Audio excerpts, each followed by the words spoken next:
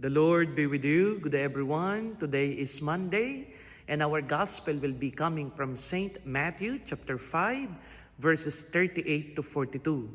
Jesus said, "Do not just love your neighbor, but love even your enemies."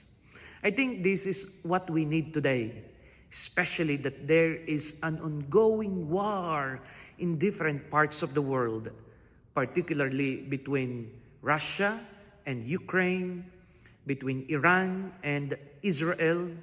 There is a deep-seated animosity due to different reasons. However, if only love, compassion, justice, common good will be put forward by both sides, peace will reign in our hearts. As long as we keep on returning evil for an evil received, and as long as we are returning hatred towards hatred received, the cycle of evil will continue, and there will be unending wars. Let us pray to our King of peace, Jesus Christ.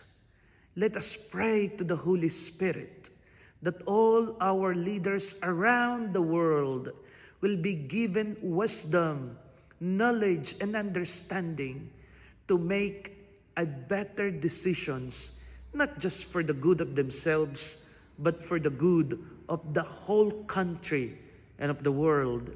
And let us pray that one day we can truly live in a peaceful world. As Jesus said, love even your enemies, and love even the unlovable.